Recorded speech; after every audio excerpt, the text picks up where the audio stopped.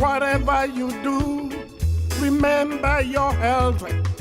Whatever you do, remember your health. Whatever you do. Good morning, everybody. Thank you to be on the podcast of the American Journal of Public Health.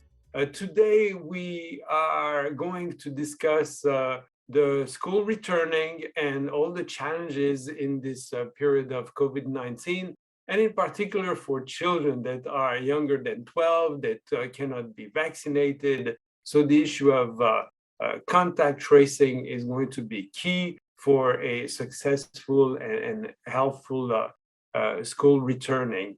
And let's go directly into the discussion. First of all, let me ask you to introduce yourself, because this is partly a sound-only podcast, and people need to associate your names and your voice. So let's start with Ana.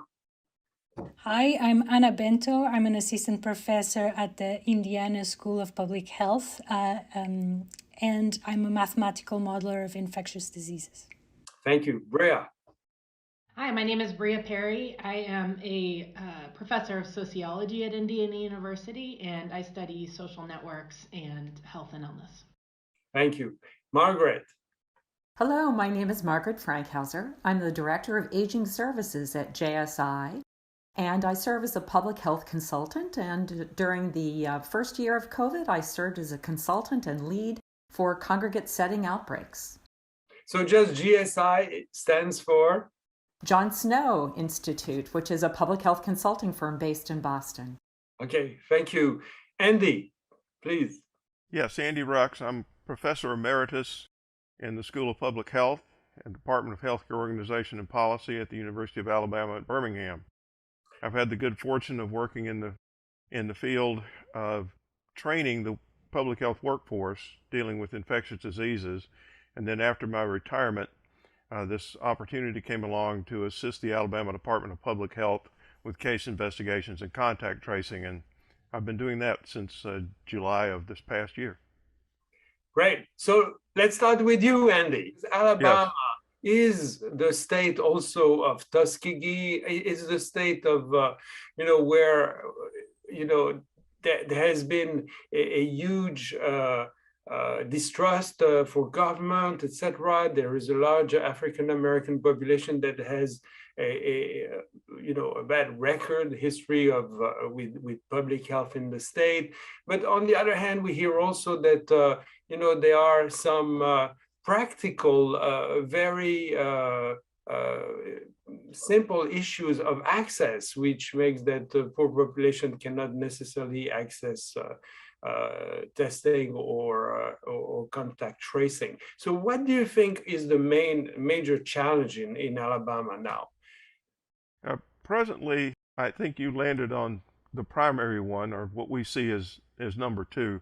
Number one would be an inadequate set of resources to conduct case investigation and contact tracing relative to the population of the state. We're doing the very best we can, but we would need a small army to do it at the pace that needs to be accomplished. For example, we're averaging about, with the Delta variant, almost 4,000 cases per day, and we're investigating a very small fraction of that.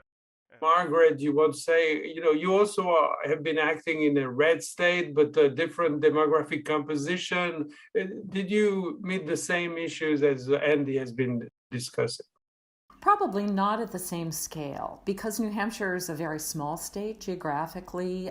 It does not have a very significant community-wide public health presence. There are only 2 municipalities with public health departments, Manchester and Nashua.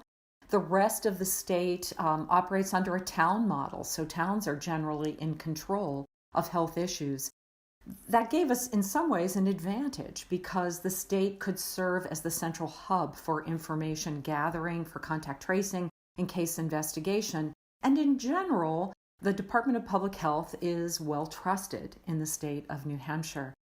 However, part of the state, a significant geographic portion, is highly rural, so people have long distances to travel. Initially, getting tested was a concern, having access to testing.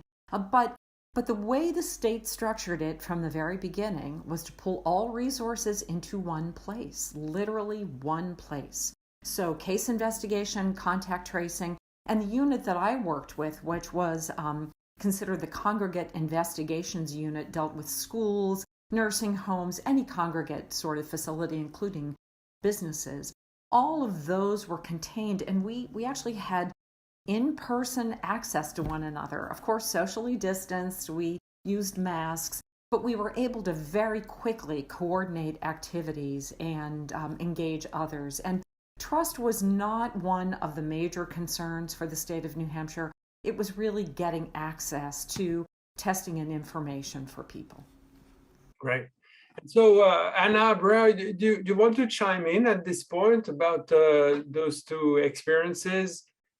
Two red states, two different issues. So it's not the red that's the issue.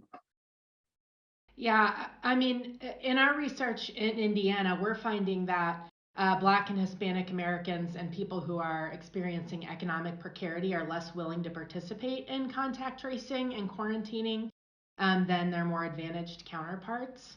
And there are really primarily economic reasons for this. So people who don't have insurance or who otherwise are unable to access healthcare, for those folks, knowing about your COVID-19 status doesn't really improve your ability to achieve a better outcome. So, there's sort of a why do I need to know sort of attitude. And then we also find that those groups are less likely to want to know their COVID-19 status because knowing would mean that they have to quarantine and would then have to miss work. So we're finding that economic hardship really presents pretty difficult choices that make testing, treatment, and isolation intractable for a lot of American families. So even if the program is in place, it may be less accessible or less successful in some of these under-resourced communities. Yeah, I will agree 100% with what Brea said. We've seen this not just in the US, but also in all other countries, really. The issue of compliance is merely driven by economic incentives or lack thereof. So, of course, as Andy mentioned, trust is sometimes an issue. And of course, in the US, historically, we know that there's a reason for the lack of trust. However, what we've seen particularly is really that lack of incentive and lack of infrastructure to allow people to test and then quarantine, self-isolate, and actually not lose their paycheck and not be, in a precarious situation. I'd like to add one thing that Brea introduced, and we certainly saw this with schools in terms of contact tracing. Economically disadvantaged families also tended to live in much smaller housing units. So when a child became a case, it was virtually impossible for others in that family to maintain distance from them. And we called that continuous exposure. And what that meant is that sequentially, the quarantine would extend for a parent, which meant that they were out of work. If they behaved under quarantine, they were out of work for an extremely long period of time. And we saw compliance just fall off dramatically because of the realities of the housing situation and the fact that they desperately needed their paycheck. I mean, in this case, does any state introduce some economic incentive, guarantee, the salaries of people who need to be quarantined? What's the situation in all the states that are represented here? In Alabama, there's no incentive, at least state-supplied incentive.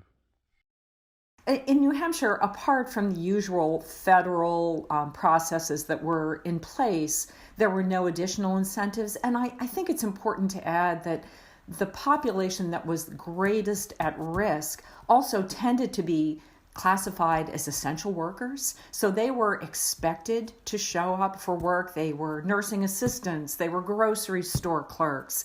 They were garbage collectors. They were people who were expected to be at work even in the midst of a pandemic. So the privileges that were afforded to others were generally not made available to them. Agreed. Yeah, I really second that notion as well. And I do worry on the whole about how contact tracing programs are implemented and distributed across the country, given the lack of social safety net that's provided by government. So history tells us that interventions that are less effective or less accessible to lower status groups will widen health disparities. And there's another problem too, if we're talking about contact tracing programs in schools that serve less affluent communities typically don't have the personnel or the resources or the necessary expertise to contact trace and test large numbers of their students. So you have rich schools in largely white neighborhoods throwing money at COVID-19 to the benefit of these wealthier communities. So if you take sort of what we know about contact tracing in schools and then sort of more broadly, so like this poor or non-existent implementation in under-resourced schools that serve Black and brown students, and then also lower willingness to be tested and to quarantine among parents at these same schools, it's likely that these programs could actually exacerbate COVID-19 health disparities as an unintended consequence. And that's not to say that we shouldn't do it, but rather that we need really robust government programs, especially in lower resource communities, to even the playing field. That's, I think, exactly the sort of policies or programs that you were talking about, Alfredo, that we don't see on the state level. You see, like, small NGOs and nonprofits who are engaging in this kind of work, providing economic incentives for testing, but it's not widespread, and it should be. Because what I'm hearing here is that, there is the issue of distrust. I mean, Andy talked about it, but even in Alabama, the main issue is structural. It's how to access, how to guarantee that parents can keep a living, that family won't be in trouble to get food and to keep their work, etc. This seems to be the major challenge, the major obstacle for a successful contact tracing and control of the pandemic while school reopens. Would you agree with that, or? I would say we have one other concern or issue in Alabama, and that's the issue of languages. We have a multilingual workforce conducting case investigation and contact tracing, and can speak to the variety of languages that are spoken by residents of Alabama. The issue that we ran across in several instances, I don't know how many because we didn't keep track of that, was that the recipient of a call would react negatively to the accent that one of our investigators was using. They might be many of whom were international students, particularly this particular task was very popular among international students. And we met some resistance that we've somehow overcome to some extent, but not completely. And that contributed negatively to the trust issue. One other reluctance about contact tracing. We found that many families would not identify members of the household who were present or who live in the household concerning a case. This situation that just, Andy just said, not everybody will report all their contact, which is is normal in some ways, but to some extent. But how does it make your work complicated? How can you assess the impact of contact tracing? And at the end, the number of lives that have been saved, because that's the objective of contact tracing, right? Yes, so you really hit it on the nail, right? So the kind of work that we do as infectious disease modelers and epidemiologists is that we're really used to messy, dirty data. So in general, mathematically speaking, in a perfect world, with an R naught of 3, let's say, if we go back to the early stages of COVID-19, you basically would have to trace all of the contacts before they become infectious for it to actually actively reduce the reproductive number below 1. So now we're in a stage where in the middle of the pandemic, at the very best, you do random tracing. because of one dimension about, an ability to kind of trace all of the contacts, bias in recall, because we don't always remember who we contacted. It's not really that kind of unwillingness to report your dad or your sister or your partner, but more so this idea of biases in recall is a huge problem. Also, the fact that we haven't mentioned yet, COVID-19 transmission is highly driven by asymptomatic cases. What does that mean? It means that oftentimes, even if I become infected and I have symptoms, I might not even understand who might have been the person that potentially infected me. So all of those uncertainties, so these are not necessarily weaknesses of contact tracing, but they're kind of particularities and traits. We'll have very different types of spread. Yeah, there's another element to students that is unique, and that is their age. So a contact tracer will not be talking to a 10-year-old on the phone. They'll be talking to the parent.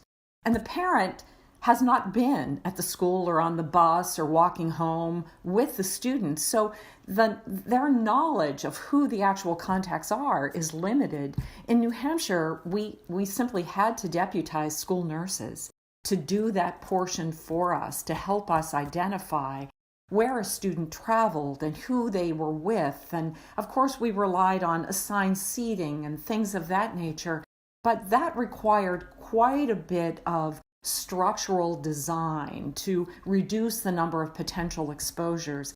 But clearly, parents don't know everyone that their child interacts with during a period of communicability, and that became a challenge. Of course. And this idea of random contact tracing, I like the idea very much. Brea, do you think it has chances to be successful in population that are disadvantaged, marginalized, that have already an opposition to contact tracing in general if it's done randomly?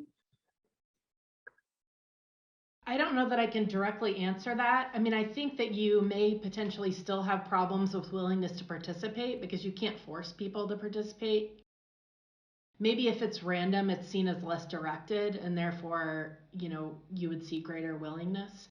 I think my bigger concern about some of the comments that Margaret and Ana were making is about if you sort of layer on top of this the ways that people in society tend to interact, the sort of broader patterns of interaction. So you have people that are of the same race or ethnicity or the same socioeconomic status are more likely to interact with one another. So once you have an outbreak in one of these communities, it's much more likely to spread in that community and stay in that community, right? So perhaps something like these, random testing or contact tracing programs in those kind of communities that we know are vulnerable would be successful. But again, only if we can get people to participate in them, right? And for that, you have to reduce some of the structural barriers.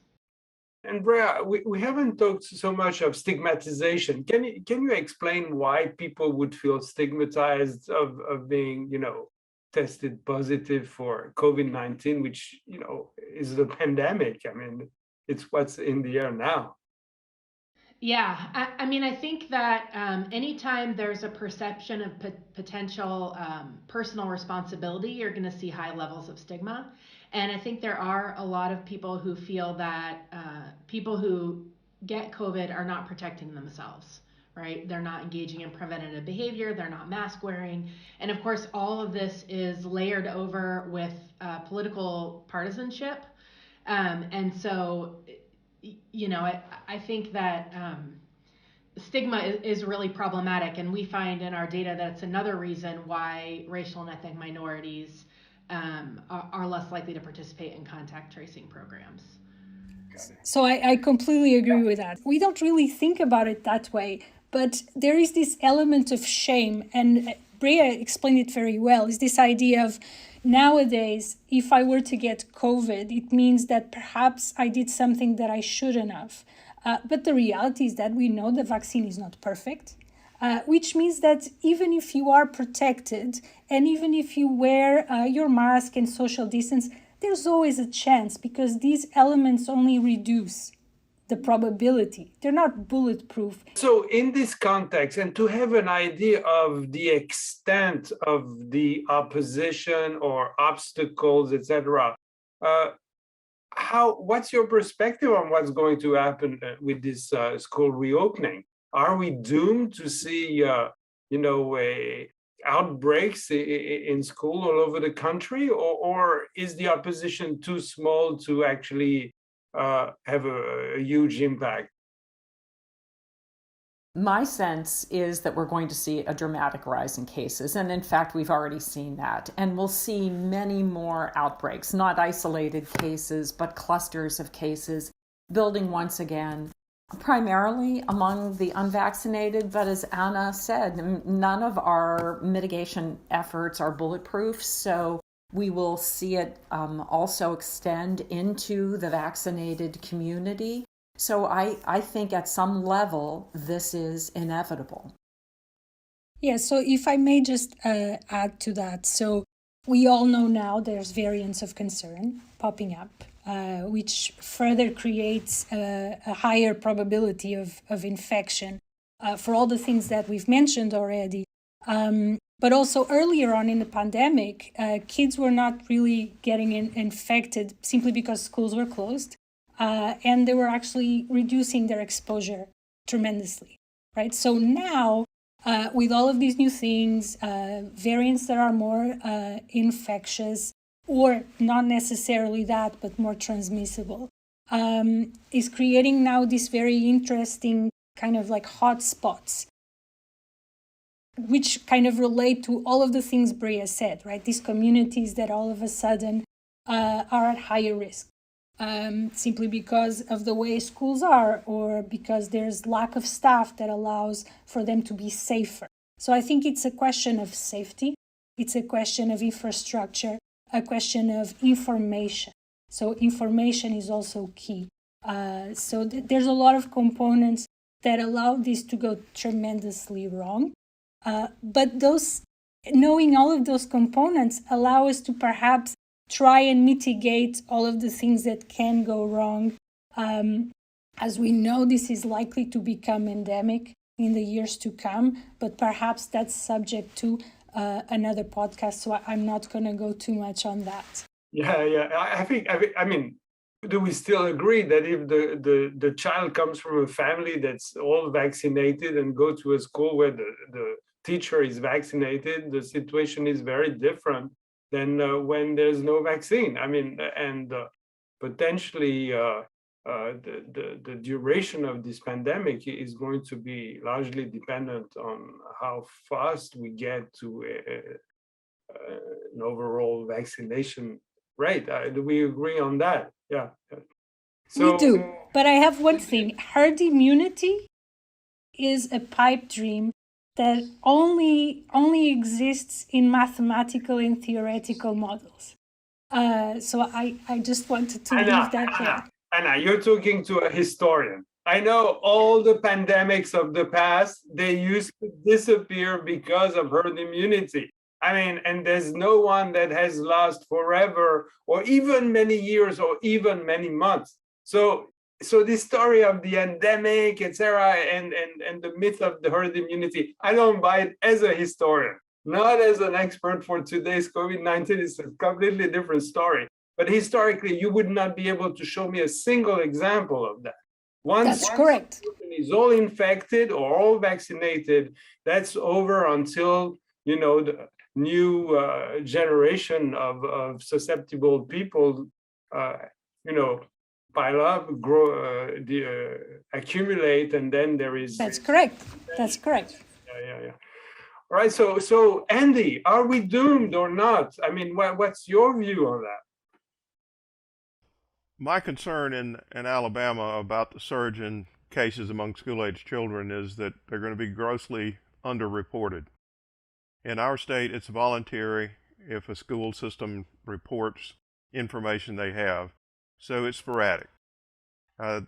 Also, a colleague is leading a major effort to provide testing services in K through 12 throughout the state, and there's been very little uptake in that.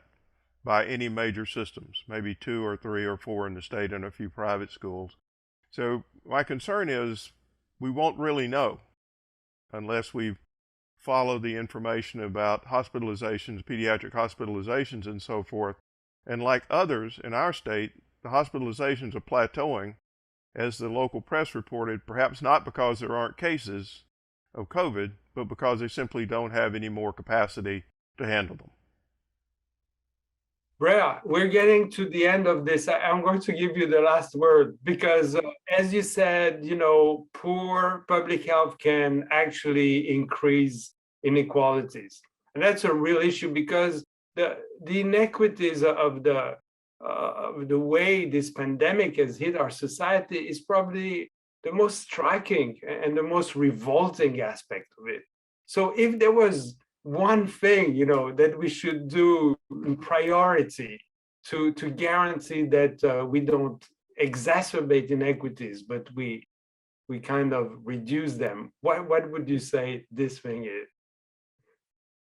Oh my gosh, that's such a hard question. I think we have to, I would say, reduce the wealth gap.